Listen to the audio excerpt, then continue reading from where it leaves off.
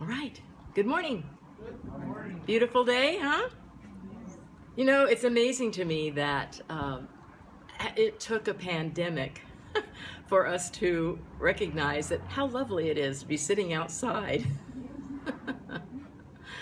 You know, I mean, and it's our choice now, and we're choosing to be out here. And sure, there's the sound of the traffic or whatever, but it's just a beautiful ambiance, a beautiful thing to be a reminder of that we always have choices. We always have different ways that we can do things. So I want to make a confession. We're doing practicing the presence. That's our topic. Well, our theme this month. And today's topic is the rhythm of God. I actually did this topic, the theme and the topic, in 2016. And my brain just said, oh, well, then let's just pull up what I did in 2016 and, you know, we're good to go. And so I went to pull up my thought for the week that I had written 4 years ago. And I got a new computer now that didn't have the same one that I had last time. And I can find the information from the old one, but it takes me a while. It takes me a little while. And so Tuesday morning when I was trying to do this, I think Windows does updates on Tuesdays. And so in the morning, it was this update thing going on with the computer. It was slow, and I couldn't find the thing. And finally, it hit me, Gay, why don't you just write a new thought for the week? Why don't you live in the now and do something new today versus trying to pull up what you did last, 4 years ago and just let it go. Let it go. And so I did. I was happy that I did that. But what it reminds me of is that life is continually in the flow. Life, it doesn't stagnate, it doesn't go backward. Trying to pull something up from before, you're not in the same consciousness. You're not the same person that you were before. And life is continually moving forward. One of the chapters in the book of Goldsmith's Practicing the Presence is the rhythm of God. And it ends with these words. There is an eternal rhythm in the universe, seed time and harvest, cold and heat, summer and winter, and day and night. To everything there is a season, and a time to every purpose under heaven. We become one with that eternal purpose and rest in the rhythm of God as we contemplate the eternal flow of God's grace. The rhythm of the universe flows through us. The flow is infinite. It never duplicates itself. It's always new. I love the analogy that Goldsmith uses for this power and this presence, this divine energy, this love that we are, that God is, that we are, of electricity and music. He uses those two as principles. And he wrote, the spiritual healing principle is that God is love. God is life, and in him is no darkness at all. He is too pure to behold iniquity.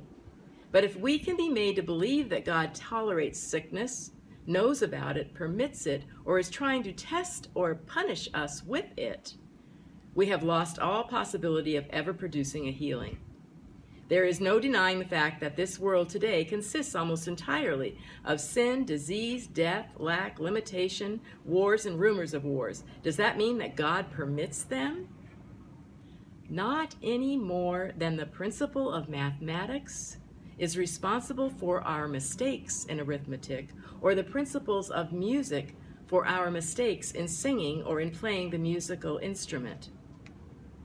Wow, that really hit me last week when I read that. Again, it's not a new idea, but it just hit me at a different level that, okay, well, I understand music. Electricity, I know how to plug something in. I know sometimes how to change a light bulb. But music, I can understand. Yes, if I know a harmony, I can, play the notes and it'll sound good. Or if I don't know what I'm doing, I can just bang on the, have you ever seen a kid or anybody just bang on a piano and it sounds awful. It's discordant, it's not pretty, it's not fun. Well, all I have to do then is just get in alignment with how the principle works. When I get in alignment with how the principle works and not fight it, not be unaware of it, not think that, okay, I can just willy-nilly just, stick my finger in the socket and nothing will happen, duh. When we become aware of how that principle works, life flows. And we eliminate all of the turmoils, all of the things that we consider that God allows. God knows nothing of those things. God left us here for free will to do with all of the attributes that we have available to us as we wish, as we please. He doesn't say no. So I thought to myself, okay, I'm going to do this. I am going to make a statement. I'm going to live in the principle. I'm going to live in God's presence at all times. Not easy to do, is it? Why? Because we get distracted. All of the things that are coming up in life come up, and I forget to forget. I forget to remember. It takes having an intention. It takes having a knowing that I am one with all there is, which is life, which is wholeness, which is love, which is joy. And I will say time and again, I'm happier when I don't turn on the news, when I don't get on my phone and start going through the news there, or clicking on even Facebook, or even all of these other avenues of distractions of what's going on in the world. And just stay focused on what life is giving me now. I just saw a pretty little yellow butterfly just flip back there. Being aware of what life is giving us now, right at this very moment. I will give you another confession. I went out to dinner last night, and I had a nice meal. But as you will walk to the table, they had their desserts, on the little covered dish that you could see, as you walk by. And, oh gosh, they had this brownie, this big, huge, beautiful, gorgeous brownie that I thought, you know what? I think I want one of those for dessert, which I don't, I'm not a sweet person to begin with. I don't really have dessert hardly at all. But I thought, okay, I'm going to want that. Well, I bought it, but I didn't want to eat it after dinner. It was too full. So I had them package it up, and I took it home. And I had a little bit of it before I went to bed. And then in the morning, I hadn't had the rest of it, so I decided, I'm going to finish this up. And as I'm eating, and it was very rich, extremely rich. And as I was finishing it, literally they gave you cream to pour over the top of it. And as I was finishing it up, I was eating it and I was thinking, why are you doing this? But I ignored it. And that was about 9 a.m. About noon, my tummy started giving me rumbles. Was not happy. By 1 o'clock, I had taken my first dose of Imodium. By the next hour, I took my next dose. I ended up taking 4 doses. They said you can't take more than that within 24 hours. And I absolutely just ended up lying on the couch all afternoon, all evening. I barely was able to click the TV on to watch the Padre game. But even still, I fell asleep then. I was just spent. I didn't have a fever. I wasn't like I was sick, but it was just my body, my system could not handle the richness of that. And I even was thinking, I don't know if I'm ever going to have chocolate again. It's just like, oh. But it was interesting because I can remember thinking that I had that little voice, that little nudge that went on inside me that said, why are you eating this? What are you doing this for? And life gives us, you see, that I think it's really true that God's voice, it's a still small voice. It doesn't usually hit you over the head with a 2x4. It's one of those just little nudges. And you have to be attuned to it. You have to be aware of it. You have to stop and say, oh, because I mean, how many of us, I know there'll be a full hand, 2 hands going up. How many times have you had that little notion of something coming up in your head, I should do, I shouldn't do, and you ignore it, and then in hindsight, what happens? Oh, yeah, that's right. I did know. And so life is continually giving us these nudges of trying to get us back on the path, trying to stay in the principle of it. And sometimes, like a spoiled child, well, I'm just going to do it anyway.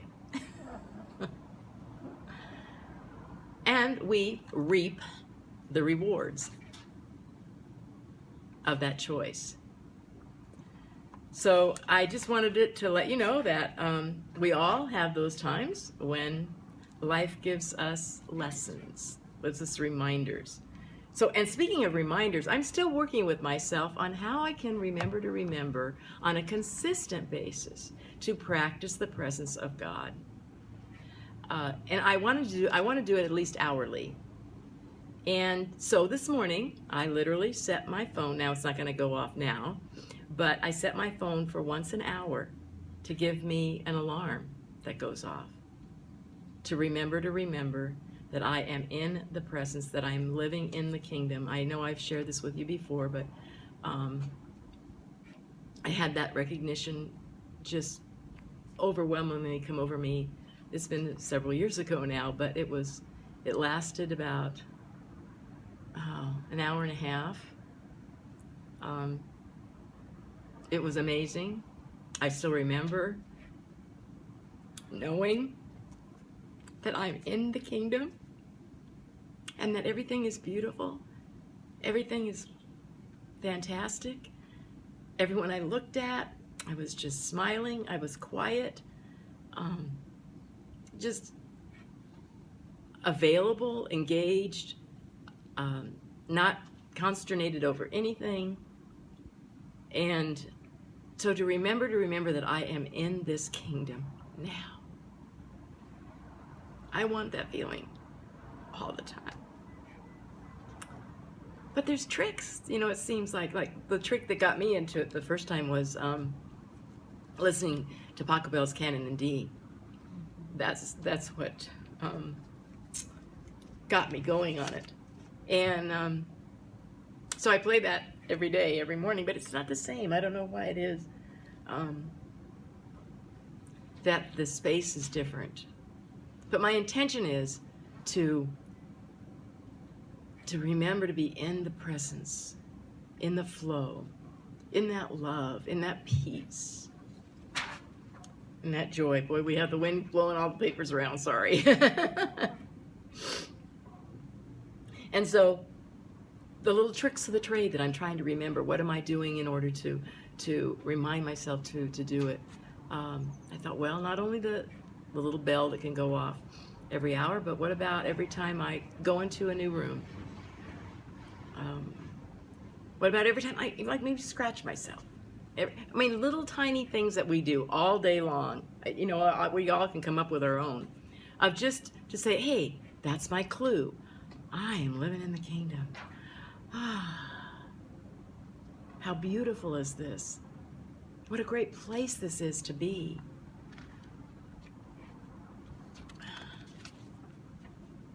One of the things that I do too, and I would recommend it, especially, I like to sing, and so I use mantras, and I use singing mantras to pull me back to center, to pull me back to ground, to let go, of all the consternation and the worries and the what ifs in life. Oh my goodness. And one of them is to be still and know that I am God. Be still and know I am God. Be still and know that I am God. Be still and know I am God. Bring that awareness, that union, that unity, that I am not separate from God, that God and I are one, that this divine energy is living me. You know, that's one of the things that Goldsmith teaches, and then we've had some spirited talks in our book study about it, because, you know, he teaches that it's God's will. We need to relinquish our will and let it be God's will. And yet, as metaphysical students, many times what we do is we have these teachings that, you know, my thoughts, my intentions, I set them, I do my affirmations, and I can have the life that I want based on what I'm doing here, correct? I mean, that's what we teach. But Goldsmith goes beyond that. He says that we really, it's not our place to have needs or desires or wants. And we're like, what are you talking about? You know, this is what we say all the time, that we can have our needs and our desires and wants met when we work in alignment with God. But the thing of it is that he goes deeper, saying that all of your needs and all of your desires, God will furnish for you when you are in alignment with that power and that presence and that principle. So it's reminding me that the 4 stages of spiritual maturity, the manifester stage, that's the stage where, hey, you know, I can make it happen. This is my intention. I'm setting my vision board, all of those kind of things. That's stage 2 on the spiritual maturity chart. Stage 3 is through me. I am the channel. I am allowing this energy to flow through me. And the 4th stage, the highest stage of spiritual maturity, is as me. There is no difference. There is no differentiation at all. I and the Father are one. Therefore, I allow, I let, I welcome this God power to live as me this day. And I can let go of anything else and just let it flow. Let it be. Let it be my mindset that this joy and this love and this peace is my life now. And it won't, you can't help but have a smile on your face when you have that recognition. And as I was reading one of my daily readings is Eileen Cady, and I couldn't believe, I mean, I should believe it, but I was amazed at the coincidence, so to speak, of the reading. And you know, these are channeled, so this is written from the standpoint of God is writing these. I am the source of all life. When you get into rhythm with me, everything flows smoothly. Many souls wonder why life is full of ups and downs, or why many things go wrong, and immediately they are ready to blame everything and everybody but themselves. When you take time to find out why you are out of harmony with life, you will very often find that you are not putting first things first, and that you are failing to take time to go into the silence and find out in the peace and the stillness what I require of you. It takes time. It takes patience, it takes faith and belief.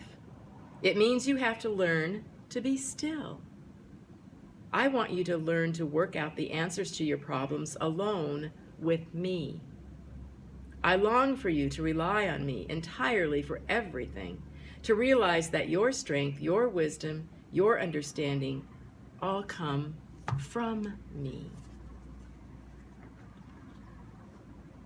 To allow ourselves to know that this God presence is living our lives, and it is perfect and whole and complete. It is in the kingdom. Everything is available to us when we open our eyes to it.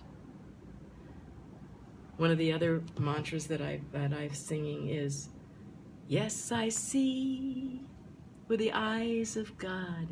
Yes, I love with the heart of God. Yes, I breathe with the breath of God. Yes, I live in the love of God. Yes, I see with the eyes of God. Yes, I love with the heart of God. Yes, I breathe with the breath of God. Yes, I live in the love of God. I want you to take out your program if you would, and as I end our session this morning, I want us to look at the thought for the week, the very bottom, and let's read that last part that's in bold together. I place myself in the flow of God's infinite grace as I let go of my personal will and succumb to divine wisdom and love. For this, I am eternally grateful. Amen. Go in peace. Many blessings. Love you.